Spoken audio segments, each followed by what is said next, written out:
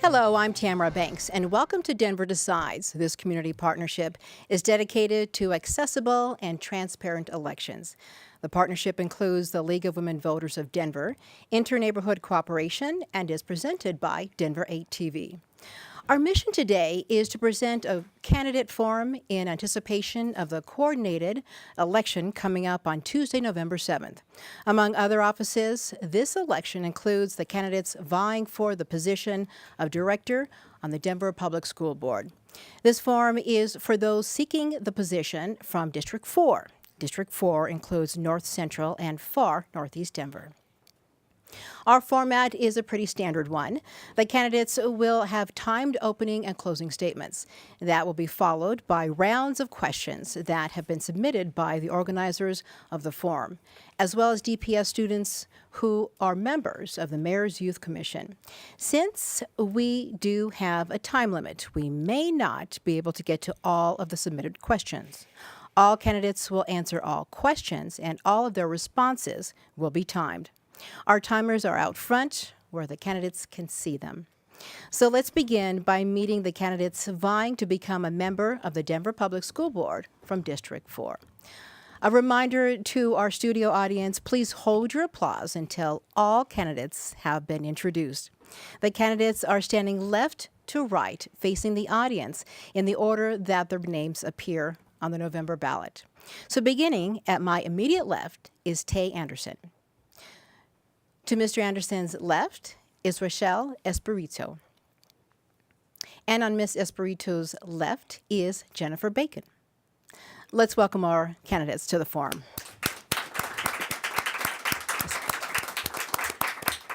Espirito. And one more note to the candidates. On behalf of the forum organizers and audience here tonight and our viewers at home, we sincerely urge you to be honest, direct, and forthright to help the voters distinguish one candidate from another. We'll begin with an opening statement. The opening statements from each candidate will proceed in ballot order. Each statement will starting with my left. Tay Anderson will begin with your opening statement. Thank you, and good evening. Hello, my name is Tay Anderson, and I am a Denver Public Schools graduate from the class of 2017 from Manual High School. I am the only candidate out of the three of us that is a graduate from a Denver public school. And this November, I'm asking for your support. Parents, when you tell your children to reach for the stars and to achieve all of their goals, that is something that my 35 veteran teacher grandmother always told me. She's currently battling cancer right now in Kansas, and right now I'm reaching for the stars to achieve my highest goal. And that is to be a representative and a champion for the Denver School Board. And this November, I not only want to be your champion, I want to be your teacher's champion, your children's champion. And at the end of the day, we want to make sure that DPS is making sure that every child succeeds. So this November, I encourage you to please vote for Tay Anderson for the Denver School Board, District Number 4. Thank you. Great, thank you. And now an opening statement from Rochelle Espiritu. Thank you. Hi, I'm Dr. Rochelle Espiritu, and I'm honored to be the current school board representative for District 4. I was born in the Philippines and came to the States when I was a toddler. Like so many other immigrants, my parents told us that our education would be our inheritance. I had the great fortune to go to wonderful public schools from elementary school through graduate school, where I got my PhD in clinical psychology. But not every student in Denver has these same opportunities, and too many kids fall through the cracks. I want to make sure that our parents have options for our students. As a parent of 2 DPS students who go to school at Bill Roberts and DSST High School, I appreciated having that choice. I know what it's like to navigate our system, to advocate for my kids' needs, and to figure out transportation. Not every parent has the time or the resources to do that. I stepped up to serve on the board to bring my voice as a parent, as a professional in behavioral health, and as a community convener to make sure that our students have the choices that they need. Thank you. Okay, thank you. Jennifer Bacon. Hi, my name is Jennifer Bacon, and I too am a candidate for DPS District 4. As a teacher, lawyer, and family advocate, I know how important it is to listen to our communities. I've knocked on over 1,000 doors from Green Valley Ranch to Five Points and every neighborhood in between, and I've heard our hopes and concerns. Parents are struggling to find transportation to send their kids to schools across town. Teachers are struggling to live in Denver because of low salaries. And communities are worried about their stability because central office may shut down their neighborhood schools. These are tough times, and the challenges are brought to us by the playbook of the last 10 years. And this is why I'm running for school board. I believe that by bringing community to the table, treating teachers as the professionals that they are, and making smart investments in our neighborhood schools and college and career readiness, we can create a DPS that provides every kid with a fair shot for success. I hope I can earn your vote this November. Jennifer Bacon. Thank you. All right. Thank you, candidates. Now to the questions. Our first round of questions for the candidates, each candidate will have 1 minute to answer. We'll start in reverse order from the opening statements. So, Jennifer, we'll start with you. The first question is, what steps can DPS take to stem the tide of the increasing achievement gap between low-income and upper-income children, whites, and students of color? As a teacher and school administrator, I've seen firsthand what instruction looks like in our buildings. I believe that DPS can further invest in meeting students where they're at, invest in the whole child supports, but also alleviate assessment so that our students can learn and bring themselves to learning in the demonstration of their mastery. I believe that we need to invest in our schools, particularly our neighborhood schools, to also show students that even though they may be students of color or primarily in a low-income community, that they too can be successes. And so ultimately, I think we can invest in lessening assessment, allowing teachers to teach more robustly, and supporting students in bringing their whole self to school. All right. Thank you. Next, Rochelle Espirito. Thank you. So I've spent my career looking at health disparities amongst kids and families, and I know that what we need to do is invest in making sure that we have more culturally responsive education for our students so that they have a sense of belonging in their schools. I also know that we need to diversify our teacher talent.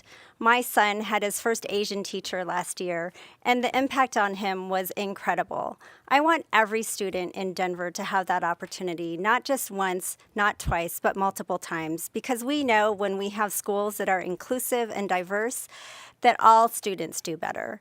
We also need to help fund our students most in need, and I have pushed for that in the district through our budgeting, keeping a lens of equity on the work that we do in the district. Thank you. Thank you. Tay Anderson. One of the biggest things that we have to understand is that there's a difference between equity and equality. And what we have to really look at is what do our schools, especially in District 4, we have to look at the resources and needs that the students need. We have to make sure that we are going into those schools and allocating the proper funds so that every student can have a shot at a post-secondary readiness, if that's college, a trade, or whatever they would like to do.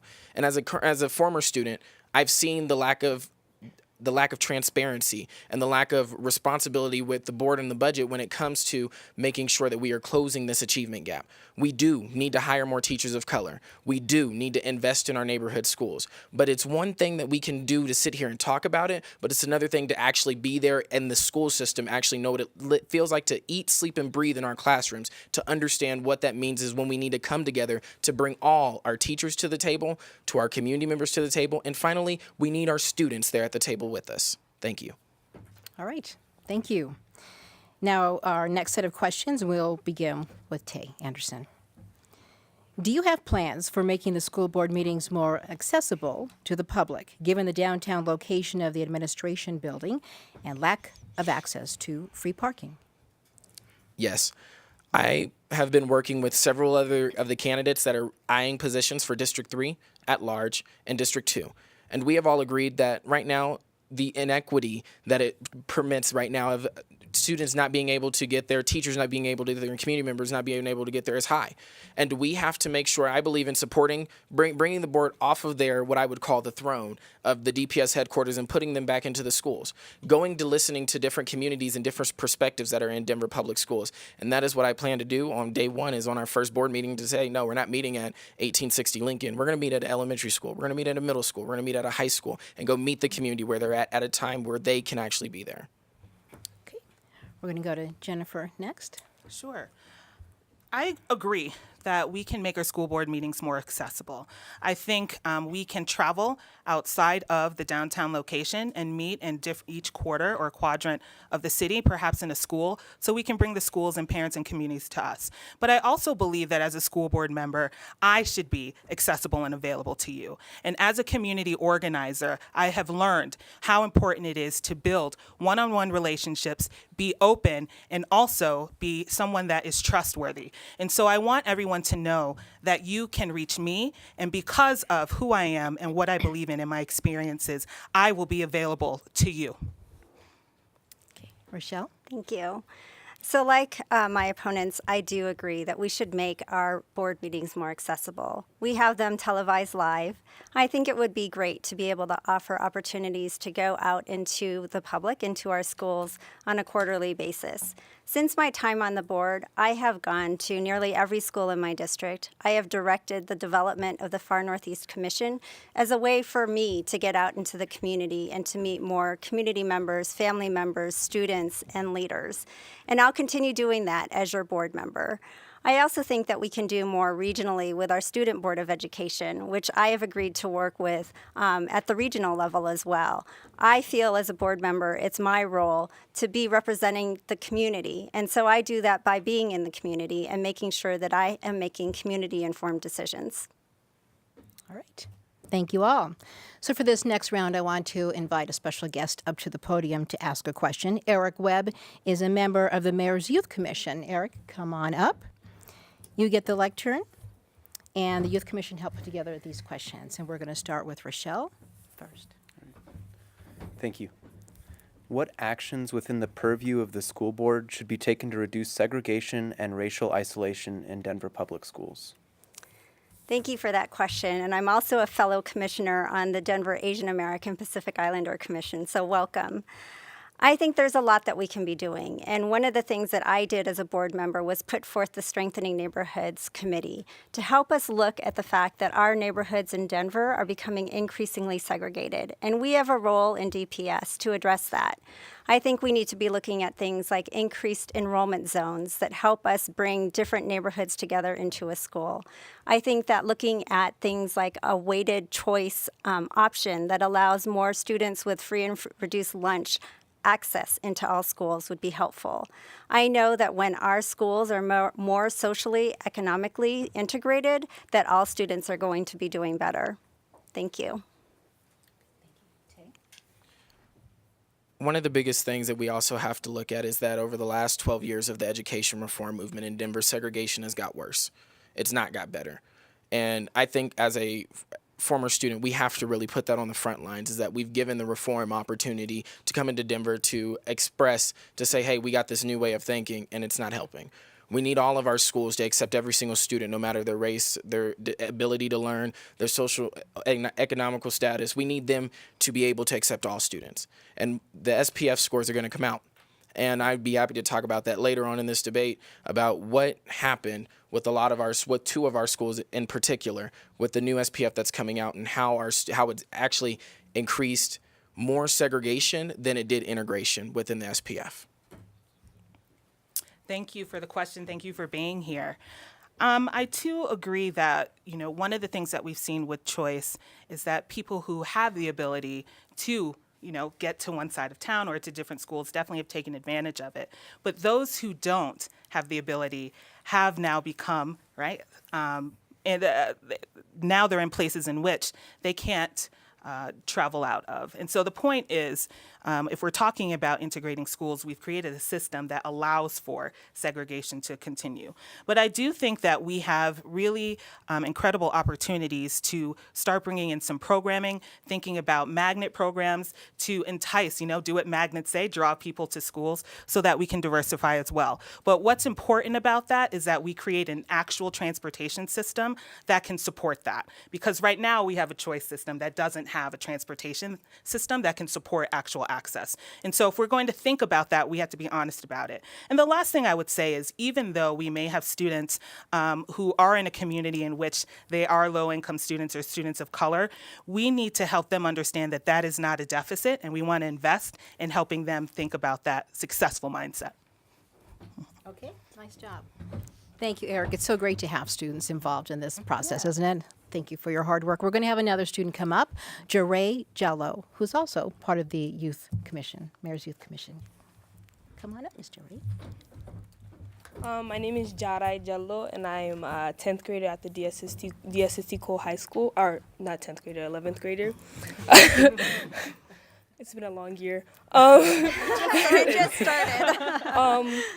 So my mother came here in 2000, and so as a Black Guinean American, who's also a Muslim woman, I would like to ask you, do you plan to make curriculum more culturally relevant, and if so, how? I think we're going to start with Jennifer. Absolutely. I connect with your story, even though I am African American. When I was in high school, this was really important to me as well. School boards actually have the ability to talk about curriculum. I think it's important that we put ethnic studies on the table. I also think it's important that we continue to invest in bringing teachers of color into the district and retaining them so that we can lean on their experiences to start connecting to students and creating more stories and learning opportunities in schools. Over the last 5 years, I've been working on that. I've been working to recruit and retain teachers of color. And I know the struggles that we have, and some of the things that they come into contact with is also being themselves in the buildings. And so if we have curriculum that matches students and teachers, I think that will help us all. Thank you. I think one of the biggest things that we get misconstrued is that we tell history from a different perspective, but we never tell our history from where it should be told. And that is one of the things that I want to see also is seeing teacher diversity include, because I actually had my first African American history teacher last year, and seeing who Christopher Columbus really was an eye-opener. Because we were told that Christopher Columbus just sailed the ocean blue and he was here. But we really need to understand what the actions were when he was here. We actually have to dig deeper into the roots of understanding what our curriculum has, and then being not afraid to tell our students, yeah, some of our history has been told in a different perspective, and now it's time to bring you to the real perspective. And so I believe in bringing the voices of everybody else. And it's not just African American teachers and Hispanic teachers we need to hire. We need to hire more Muslim teachers. We need to be able to have more Muslim administrators within our building, because if you can walk around DPS and you can tell me, all right, how many Muslim educators do we have? I bet you it's few, slim to none. And we need to increase that, and we need to increase almost every single ethnicity within our schools. Thank you for that question, and I, like Tay, appreciate student voice and that presence here in the forum tonight. So I'm the only immigrant to serve on the school board in the last century, and I think that I bring a particular perspective to this work. As an immigrant student, I was the only student of color in my classes growing up through elementary school, and I understand what it feels like to not belong or not to feel like I am supposed to be in class here. So I absolutely agree that we need to bring more culturally responsive education into our classrooms so that students can have that sense of understanding and of pride in their diversity. And I think that we need to have curricula that is diverse of all cultures, because all students will benefit from learning from different histories, whether it's the Latino movement that we had here in Denver or African American history, it's all going to be beneficial to our students. And so I will support that as a board member and have already done some work to look into that. Thank you. Thank you. Thank you, candidates. Thank you, Jaray. Nice job. All right, now we're going to move on to round 5. One more round of submitted questions. This question is, what are your thoughts on the ethics of school board candidates receiving significant campaign contributions from out of state, from political action committees, or from charter corporations, i.e. Democrats for Education Reform? And we're going to start with Rochelle. Thank you. So I'm proud to say that my campaign has largely been funded by my family, by my friends, by community members who I've talked to, whose values and principles align with my vision for Denver Public Schools. All PAC and small donor money is supposed to be reported to the Secretary of State, and that will all be available online. I have gotten money from out of state because my mom is my largest fundraiser, and I appreciate the support that she's given to me. I agree that there is too much money on the dark side. I was shocked. This is my first political campaign as well. I have not had held previous public office. And so the amount of money that goes into campaigns is a lot, and I agree. And I'm happy to go down to the legislature, to the House, and to testify against this and invite my opponents here to fight against that. We don't need this much money in school board races, and I'd be happy to join you in that work next year. Right, thank you. Jennifer? And so, I agree when it comes to heavily funded out-of-state contributions. However, I also have a family that is across the country, and so you will see that from my list of contributions as well. I personally have worked very hard to raise money to be competitive in this race. I spend 12 to 15 hours a week on the phones talking to anyone I've ever met and people who also share the interests that I have in this election, and that's actual people, so teachers, students, families, parents. I have over 350 individual contributors to my campaign. And I'm also honored to say that I've earned the endorsement of our teachers and those who are working people here in this community. And they have entrusted their hard-earned dollars to me to represent their interests because we share values. And so I am personally invested in showing people what I'm able to do because so many people have invested in me. Right, thank you. Tay. $14,500 is what we have raised thus far. We are not afraid to let voters know how much money we've raised so far. You won't hear me say, wait till the November report or to the October report, $14,500. But I would like to disagree openly with one of my opponents who has had Students for Education Reform knock on doors for her, who's had Raising Colorado put out Facebook ads also with Jen Walmer. That is out-of-state money, Rochelle, and we have to be responsible from where our money is coming from, and we have to be responsible for those dollars. We cannot just let it fly off the hook. We have to be accountable for where our money is coming from, whether it is in your hard campaign or your soft campaign, and that is something that I think that also needs to be let known to the public. I can't control You where can't other respond money to this. comes. We'll have a chance to do a one-on-one. Thank you. Thank you. Thank you. All right. Now on to round 6, and Tay will begin with you. This question from a substitute teacher in the Denver Charter Schools for over 5 years. In the schools I've been in Strive, KIP, and DSST. I've noticed an almost 60% turnover in staff every 2 years. Is this a concern for current and future board members? And are there any solutions? Yes. One of the things that we have to do is we have to keep our teachers within the classroom. I've spoken with students at DSST Green Valley Ranch who have said they cannot go as a senior, cannot go to their freshman teachers because they're no longer there. But one of the things that also has an issue that I agree with is an issue in our school system is Teach for America. We have a lot of Teach for America teachers that are coming into our classroom, staying there for 2 years, and then they're out. We need dedicated teachers that are actually there to educate all of our students, no matter of their race, social economic class, no matter of the schools. And I think one of the biggest things that we also have to do is we have to make sure that these Teach for America teachers have an actual licensure. It's not something that happens in 6 weeks. We need to make sure that they go to school to be a teacher, not something we pull off the press. We need educators that want to stay with our teachers. And that is why I believe as a school board member, I'm going to advocate for veteran teachers to continue to stay in the classroom, not so that they can just be pushed out when they are too expensive. We need to continue to recruit and retain educators that are currently in Denver, and we need to homegrown our educators and bring them from our communities. Okay, thank you. Jennifer? I understand this question. I've seen it firsthand, particularly from having worked in one of the schools.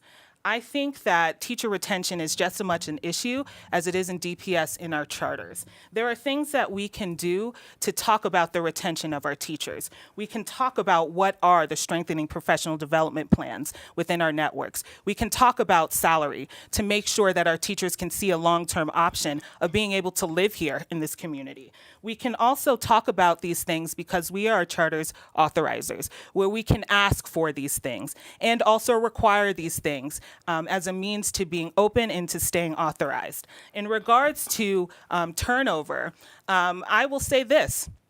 And when it comes to Teach for America, I will say this, that Teach for America teachers pursue their license while they're in the classroom. We also pursue master's degrees. I have a master's degree in education that I earned while being in the program. And so I knew that I could be a long-term teacher because someone invested in me, someone told me how to do that, and someone made an effort to make sure that I stayed in front of kids. Thank you. Thank you all. Okay, candidates, take a deep Can breath. I answer the So question? After, yeah, good question. I'll take a deep breath. All right. Well, I absolutely agree that teacher continuity is important for our students. My strongest fan on Facebook right now is my teacher from 7th grade who taught me computer science. And I love that I still have that relationship with him.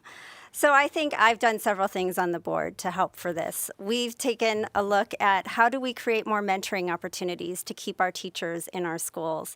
What kind of professional development opportunities, like Jen said, can we offer? We have equity boot camps that we offer. We have ed talks that we offer for our teachers. And I think there's more that we can be doing to make sure that our teachers are valued in their profession. We just signed a 5-year contract with our teachers union that gives teachers a larger raise in our district than our neighborhood districts. We also are supporting our teachers that are working in the hardest schools by giving them an extra $1,500 to help support them because we know their work is challenging. And so I'll continue to work with our charter schools to ensure that they are also considering these other strategies to help support retain their teachers as well. Okay. Thank you, Rochelle. Thank you. Thank you, candidates. I'll take a big breath. We get to go into another segment here. We're going to do what's called a lightning round. And you get to answer yes or no, no explanation, no background, just yes or no. So I will start with, or pass. You can say pass as well. Tay, Rochelle, Jennifer, we'll stay in that order. Okay? Do you support co-location? No. Yes. No.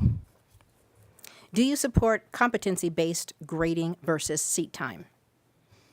Pass. Yes. Yes.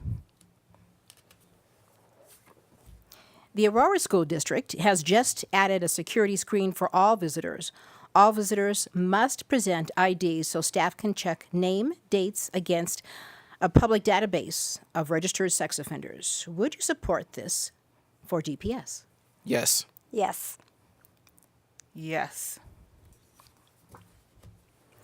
There are currently 44 high schools in DPS. In your opinion, is that a good number? No. Yes. No. Do you support DPS's current graduation requirement of 4 years of math? Yes. Yes. Yes. All construction workers on DPS grounds are drug tested. Would you support drug testing for teachers? Yes. Yes. Yes. All right. Let's give our candidates a big round of applause for thinking fast on their feet. And now it's time for the candidates to sort of take over my job for a few minutes as you get a chance to ask questions. Each candidate will select one other candidate and ask a question of that candidate. Each candidate will have this opportunity. And candidates, if you are chosen, you will have 1 minute to respond. We will begin in ballot order, and that means Tay Anderson, you will begin, select one candidate, and ask your question. Thank you. My question goes for Ms. Bacon. Ms. Bacon, how long were you in the classroom total after your Teach for America experience, and why did you leave the classroom after leaving DSST Green Valley Ranch? I was in the classroom total for 2 years after leaving Teach for America, particularly after having practiced law by representing low-income senior citizens to keep them in their home. I left DSST so that I could be able to work more broadly to support the recruitment and retention of teachers of color in building culturally responsive teaching. And so I took that personally, having been an educator, to see how important that was on behalf of kids, particularly the number of kids of color that we have here in DPS. Okay, thank you. Now, Rochelle Espirito, you may ask one candidate your question. Thank you. So, Jen, you've talked about how important community schools are. What would you do if a school has been underperforming for a number of years, and despite resources being put into that school, over $1 million being put into that school, it's still underperforming? What would you do to meet the needs of those students? And what would you say to a parent who has an urgent need for their third grader to be able to read? Right. I don't believe in trapping students in schools that are failing, but I do believe in communities having the right to say and discuss what a high-quality school is for them. And so if a school is in a place in which performance is not as good as it could be, I would support creating a community review board to think about either restarting the school or figuring out how to reinvest the school so that it can stay open. I believe that keeping doors open for schools actually support community stability. Shutting schools down and keeping doors closed actually are now beginning to cause just as much trauma as some of the other things that students are bringing into them in the classroom. And so I want to be able to mitigate that. Parents should have an opportunity to choose a school for their kid, but they should also have the opportunity to create the school that they want for their kids. Okay. Now, Jennifer, you get to ask your question. Sure. Okay. My question is for Dr. Espiritu. So the board's role primarily is to manage our budget and manage our schools. But right now, the best the board seems to be saying that they can do is to hand off the responsibility of managing our schools to our charter operators. So my question is, over the past 10 years, if you've seen success with charters and you say governance models don't matter to students, why, after all of this time, have we not been able to learn from that and bring back innovation and improvement to our publicly funded and managed district schools? Thank you, Jen. So all of our schools are publicly managed. By state law, charters are allowed in Colorado, and DPS has embraced our charter schools. And they are accountable in every way in terms of the data that they need to show for accountability, the students that they serve, and having the same budget. So we've learned a lot from our charter partners over the years. We now have innovation schools, and those schools are actually examples of things that we've learned from our charters. We've also brought in teacher leadership collaboration, which is another tool that we've learned from our charter models that allows us to support our principals and have teacher leaders in every school in Denver. We know our charter schools are doing well. There's a great example of a charter school that just turned from red all the way up to blue in 1 year. They served the students that other schools could not serve, and their students performed. With the right kind of intensity and commitment to these students, our charter partners are showing that all students can succeed. And they are actually doing a lot better than the district schools are doing right now. And that diversity is crucial in our system. Thank you. So that's the end of our Q&A. Now we're going to move to our closing statements. Each candidate will have 1.5 minutes for a closing statement, and we will reverse the order of the opening statements, which means we'll start with Jennifer Bacon. Ms. Bacon, you have 90 seconds for your closing statement. Thank you. My name is Jennifer Bacon, and I'm running for DPS District 4. We have the opportunity to be a premier urban district here in Denver. But in order for us to move forward, we now have to start connecting those who experience DPS to those who are making decisions about it. We have to discontinue our top-down approach and our destabilizing policies and methodologies. I believe that I have the experience and the relationships to move us forward. From being a teacher, community organizer, parent advocate, and attorney, I have the relationships as well as experience to bridge and build us together so that we can be that premier district. So I hope this November I can earn your vote. I am Jennifer Bacon, running for DPS District 4. Thank you. All right, thank you. Rochelle Espiritu. Thanks. So when the opening came up on the school board last year, one of my best friends here in Denver, who's a previous principal at North High School, encouraged me to step in. She knew that I could bring experience as a parent and as a professional in children's mental health to the board. And so I did. I was the only finalist in that process, which was long and tedious, that stayed in till the very end. Since I've been on the board, I've spent a lot of time meeting and reaching out to students and families and community members all across my district and outside of my district. I've listened and I've learned. I hear what the concerns and the issues are for our students and our families. And I want to bring that perspective and that experience to the board. I know what it takes to serve on this board. I've been doing the work for a year and a half. I've put forth resolutions that are keeping our students in school and safe. As we think about the future, we've got over 90,000 students in our schools.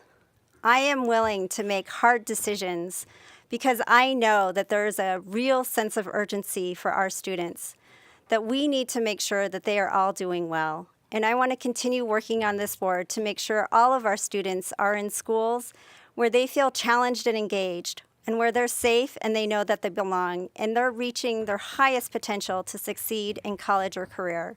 So vote for me, Rochelle Espiritu, on November. Dave. Thank you, and thank you for all tuning in. Mayor Wellington E. Webb, one of our strongest supporters, said, "What 19-year-old do you know wants to do something for nothing?" I do. I want to give back to our students in Denver Public Schools because I have had nobody in my corner when I was a homeless student and when I was in and out of foster care. And now it is my turn to our students and say, I'm going to be your champion. To turn to our teachers and say, I'm going to fight for equitable wages and so that you can live and teach in the same city. And to tell our community members, yes, you have a voice in our school board decision making. And this is not an easy process, and nor is this cheap. But one of the biggest things that I've learned over the last 6 months is that I'm an advocate for the community. And my work is never going to stop. I'm young enough to continue to bring a fresh perspective and show our young students, yes, they can do that too.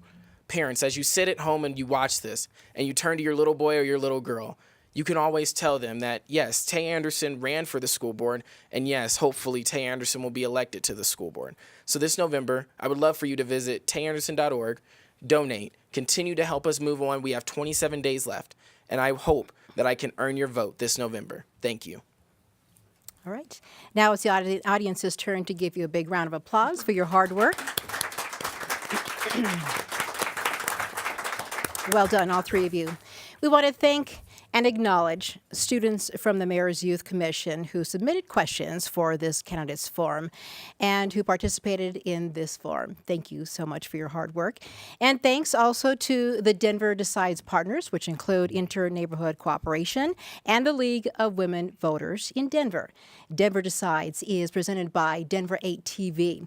Remember, the election is Tuesday, November 7th. Let your voice be heard. Be sure you are registered to vote and go out and vote. For complete election information online, go to denverdecides.org. I'm Tamara Banks. Thanks for joining us. Thank you.